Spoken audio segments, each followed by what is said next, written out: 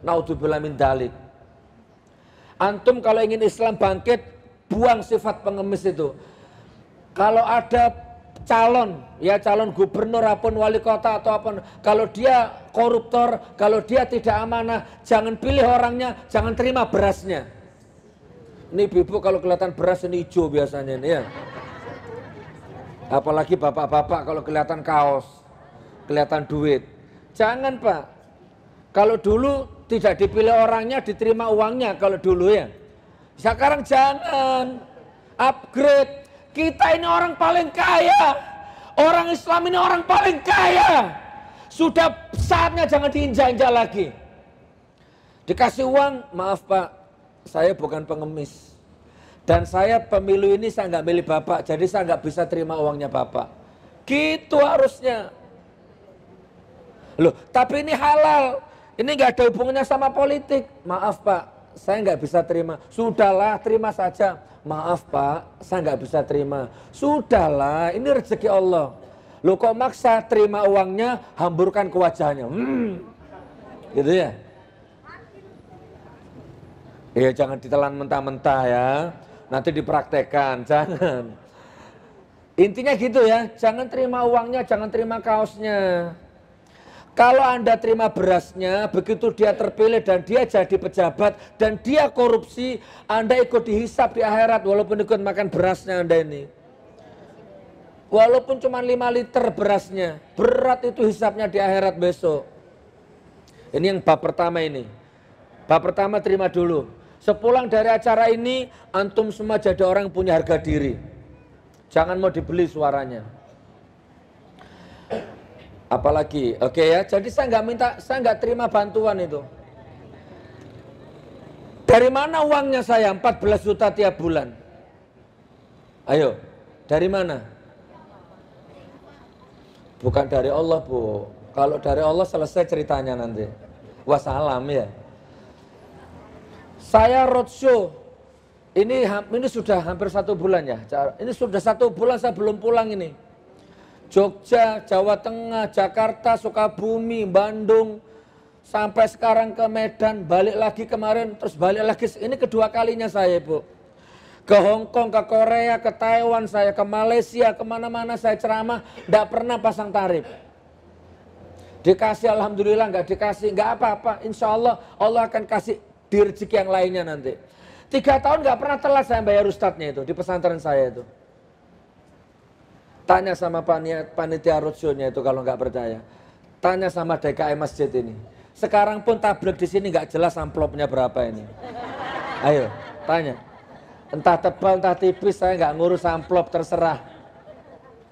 Suka-suka, saya nggak mau jual agama saya. Di Jakarta banyak sekali ulama yang ngemis-ngemis uang ke pejabat. Banyak. Titelnya ulama. Ya. Titelnya profesor, doktor, kiai haji, LC, si fulan. Umatnya banyak. Anak buahnya banyak. Tapi suka datang ke penguasa, minta tanda tangan, minta proyek, minta tender. Menggadaikan akidahnya. Banyak di Jakarta. Di Medan ada enggak? Alhamdulillah. Mudah-mudahan enggak ada ya. Ada ya? Ya sudah, nggak usah disebut namanya ya. Oke, bab pertama dulu selesai. Jadi Anda harus punya harga diri kalau ingin Islam bangkit. Percayalah demi Allah, umat Islam ini umat yang paling kaya raya. Kaya iman, kaya hati, kaya imajinasi, kaya harta insya Allah. Kalau lapar bisa diniatkan puasa. Itulah kalau orang Islam itu. Kalau marifatnya sudah kena. Lapar diniatkan puasa. Kalau imannya nggak kuat, lapar dia cari makan. Begitu makannya nggak dapat, dia jual harga dirinya, jual akidahnya, jual imannya, yang penting dapat makan. Gitu. Oke, sekarang bab yang kedua. Bismillah. Sudah selesai ya biodatanya ya. Jadi nanti kalau ketemu panggil Cak Nur, Gus Nur atau apalah terserah. Doakan mudah-mudahan saya bisa ke Medan lagi. Amin ya rabbal alamin. Yang kedua, gini, ormas sama agama lebih mulia mana? Di sini ada orang NU? NU ada? Ada ya, alhamdulillah. Saya tanya, NU sama Islam lebih mulia mana? Jangan pernah mengkultuskan NU-nya, tapi bertauhidlah kepada Islamnya. NU itu cuma ormas, NU itu cuma organisasi, jalan untuk menjalin ukhuwah dengan hamba-hamba Allah yang lainnya. Yang penting agamanya, bukan NU-nya. Jangan tiru NU-nya Jawa. Enggak semua NU ya, cuma di Jawa itu ada NU, lebih baik kehilangan agamanya daripada kehilangan NU-nya. Banyak di Jawa. Kalau ketuanya, kalau kiainya, kalau ustadznya salah, dikritik, marahnya 7 turunan. Marahnya 7 hari 7 malam, nggak terima. Walaupun salah. Salah bener apa katanya Pak Kiainya katanya. Di Medan nggak boleh begitu ya. NU harus cerdas. Harus tetap ke Rasulullah, ke Allah dan ke agama. Ada Muhammadiyah? Banyak ya. Muhammadiyah sama Islam lebih mulia mana? Lebih ke Islamnya. Muhammadiyah tetap. Tapi jangan terus tiba-tiba apa ya? Paham nggak maksudnya? Asobiyah, jangan sampai asobiyah. Al-Quran sama kitab kuning lebih mulia mana? Ada orang lebih memuliakan kitab kuningnya daripada Al-Qurannya. Itu orang-orang Jawa yang fanatik-fanatik, yang bodoh-bodoh itu ya. Sebentar. Hadis riwayat Bukhari Muslim, dicatat ya.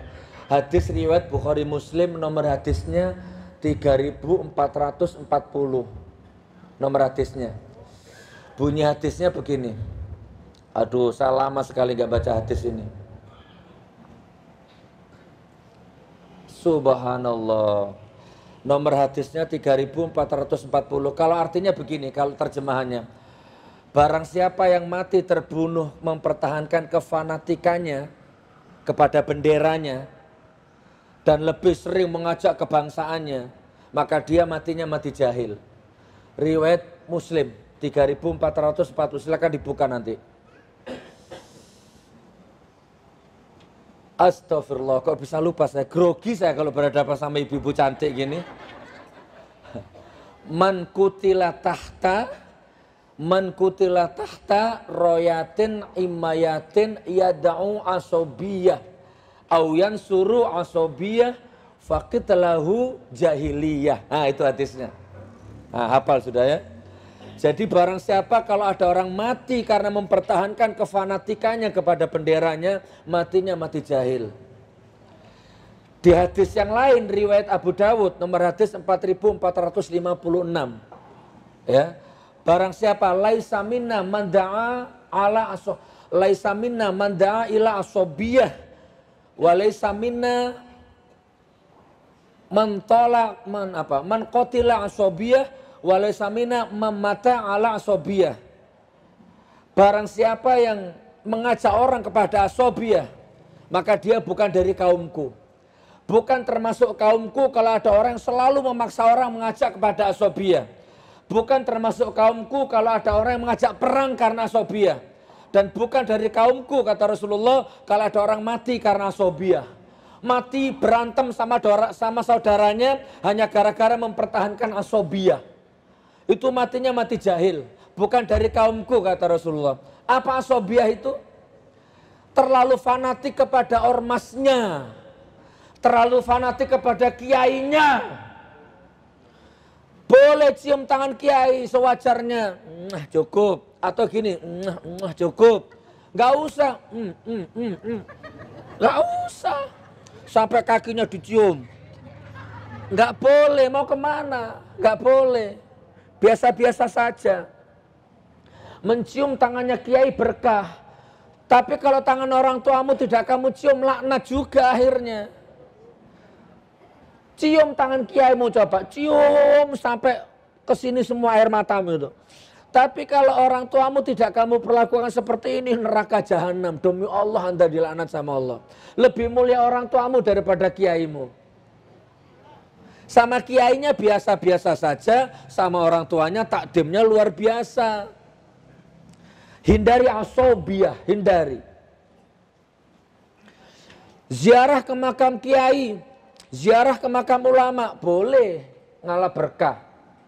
Iya, karena pada dasarnya orang yang soleh itu tidak mati. Ya, cuman kalau orang tuamu, makam orang tuamu, kuburan orang tuamu tidak antum ziarahi, demi Allah hancur hidupmu, bangkrut bisnismu. Buktikan kalau nggak percaya. Ini banyak sekali orang-orang Islam yang kuburannya kiai didatangi walaupun 3 hari 3 malam didatangi. Kuburannya orang tuanya sendiri nggak dirawat. Hancur bisnisnya, hancur hidupmu, demi Allah. Jadi mulai besok boleh cium tangannya kiai, tapi cium juga tangannya orang tuanya. Boleh ziarah ke makam orang tua, ziarah ke makam orang tuanya. Kalau antum melakukan ini, Indonesia baldatun thayyibatun warupun ghafur. Indonesia ini nggak bisa disembuhkan, Bu. Ini kabar buruknya. Kabar buruknya ya. Ini secara akal. Kalau secara Allah laduni wallahu alam bisawab. Saya ngomong akal dulu. Indonesia ini sakit dan nggak ada obatnya. Indonesia ini sekarat, sakaratul maut. Utangnya 4.000 triliun lebih, itu pun berbunga. Utangnya riba, berarti ini melanggar syariat. Yang pertama, nggak ada Bu, 4.000 triliun utangnya Indonesia ini. Utangnya ke Cina, ada bunganya. Bunga itu riba apa enggak? Riba. Bukan riba, riba. Mbah buyutnya riba. Jangankan bayar utangnya, bayar bunganya saja ini masih utang. Yang pertama, yang kedua, LGBT di Indonesia sekarang subur, terutama di Jakarta, dan dibiarkan sama penguasanya. Terutama partai itu, saya agak berani sebut itu. Inisialnya PDI. Kalau ada orang PDI saya minta maaf ya. Kalau ada orang PDI saya minta maaf ya. Kalau bisa antum taubat. Kalau bisa antum keluar dari PDI. Anggota PDI itu di DPR terus getol menyuarakan supaya LGBT-nya disahkan. Kurang jelas di Al-Quran sudah ada kaumnya Nabi Lut sampai sekarang jejaknya masih ada itu. Dibualik sama Allah, diamblek, hancur sekarang. Oh dibikin seperti itu. Itu penyakit kedua. Nggak ada obatnya sudah. Sekarang di mana-mana LGBT. Kalau antum ingin kota ini aman, jangan main-main sampai LGBT. Tegas. Bila perlu kebiri kalau nggak mau taubat. Penyakit kedua. Saya tanya, ada nggak di Jakarta LGBT? Bukan di Jakarta, di mana-mana ada. Cuman masalahnya, ada satu negara di Afrika itu, kalau sampai ada LGBT dibakar hidup-hidup sama presidennya. Tegas, syariat ditegakkan. Penyakit ketiga apa? Apa tadi yang pertama? Ini kabar buruknya ya, penyakit yang tidak bisa disembuhkan. Apa yang tadi pertama tadi? Riba, terus LGBT. Sekarang yang ketiga, sekuler. Ibu-ibu tahu sekuler enggak? Sekuler itu begini. Kenapa? Tidak boleh mencampur aduk antara agama sama politik. Itu namanya sekuler. Jangan bawa-bawa politik ke dalam agama. Jangan bawa agama ke dalam politik. Tidak boleh. Itu namanya sekuler. Ini bahaya, Bu. Politik itu mobil, agama itu remnya. Mobil kalau nggak ada remnya bagaimana? Jangankan politik, apapun harus ada agama. Rumah tangga harus ada agama. Kerja harus ada agama, apalagi politik. Saya tanya ini, ada nggak sekuler di Indonesia? Siapa yang sekuler? Malah siapa yuk? Malah presidennya sendiri yang ngomong. Jangan bawa-bawa politik ke dalam agama atau agama ke dalam politik. Ternyata presiden kita juga sekuler. Mana kalau ada kamera? Pak Jokowi, Anda sekuler. Berikan pemahaman kepada masyarakat yang mana wilayah politik, yang mana wilayah hukum, yang mana wilayah agama. Biar pilah-pilah, pisah-pisah, jangan dicampur aduk. Kita sekarang ini mulai campur aduk.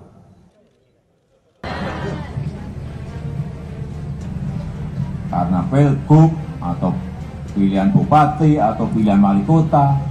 Inilah yang harus kita hindarkan. Jangan sampai dicampur adukkan antara politik dan agama. Dipisah betul. Sehingga rakyat tahu mana yang agama, mana yang politik, dipisah.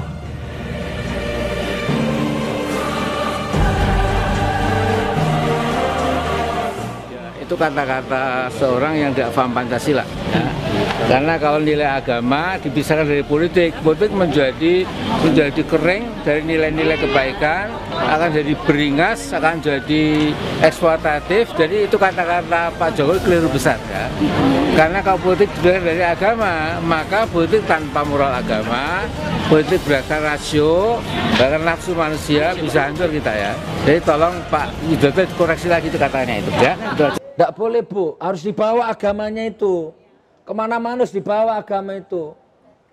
Nah, kabar buruknya itu sekuler semua itu. Yang ketiga apa? Liberal. Apa liberal itu? Bebas tanpa batas. Dah, saringkes biar nggak panjang-panjang ke sana. Itu salah satu penyakit-penyakit Indonesia yang tidak ada obatnya secara logika. Tapi insya Allah kalau secara batin, secara spiritual, secara laduni, sholat subuh berjamaah Anda ini nanti bisa menyembuhkan Indonesia. Sholat subuh ini nanti yang bisa menyembuhkan Indonesia ini. Ya, seluruh Indonesia kalau rakyatnya sholat subuh, Allah akan turunkan maunahnya nanti. Loh, kalau saya baca itu ngeri Bu beritanya. Kalau saya sampaikan nggak bisa tidur, nggak enak makan nanti Anda ini. Terlalu mengerikan. Terbaru kasusnya Sukmawati. Coba dilindungi kan? Siapa yang melindungi ayo? Ya itu saja orangnya. Abu Janda. Ya kan? Ade Armando. Denny Siregar. Kan itu saja. Makanya kalau mau jadi ulama yang netral. Jangan sampai sering-sering makan uang subhat, jangan sering-sering main-main ke penguasa. Jangan sering-sering mau kalau diundang makan. Ya, seperti itu nanti jadinya, girohnya mati. Tugasnya ulama itu apa? Tugasnya ulama itu diam, netral, cek. Keluarkan fatwa haram kalau haram, halal kalau halal. Tugasnya ulama itu diam. Biar umaro yang datang mendekati ulama. Biar pejabat yang datang ke ulamanya, Pak Kiai, saya mau bikin kebijakan seperti ini, minta sarannya, minta fatwanya, minta doanya. Baru ulama mengeluarkan fatwa. Pejabat yang datangi ulama untuk minta nasihat. Sekarang terbalik. Ulamanya yang datang ke pejabat, ngemis-ngemis uang, minta-minta proyek, minta-minta tender. Kurang ajar. Ayo sekarang saya balik ini. Seandainya saya ini sekarang, tolong jawab dengan hatimu ya. Seandainya sekarang saya ini baca puisi. Lantunan azanku jauh lebih merdu kalau dibandingkan kidung gerejamu. Kira-kira ditangkap enggak saya? Langsung ditangkap. Cebong-cebong langsung nyanyi semua. IQ 200 selaut itu. Ayo. Nggak adil saudaraku. Kalau dari pihak-pihaknya sana yang dekat sama penguasa, mau ngomong apa saja aman. Dilindungi. Tapi kalau kita nggak ngaku lurus sih enggak. Tapi kalau kita yang ngomong, 212 yang ngomong, walaupun itu benar, dianggap radikal. Dianggap mecah belah NKRI. Ini, sekarang ceramah di masjid ini, ceramah seperti ini nih. Ini kalau ada cebong, pasti ngomong cebong itu. Ustadz kok ngomongnya kasar, pasti gitu. Ustadz kok memecah belah, menebar kebencian. Ini bukan menebar kebencian, ini membuat antum cerdas, berbagi ilmu. Barakallah ya, barakallah. Tapi kalau ada pendeta politik di gereja, diam Bu penguasanya. Bener, ngeri pokoknya, nggak ada obatnya.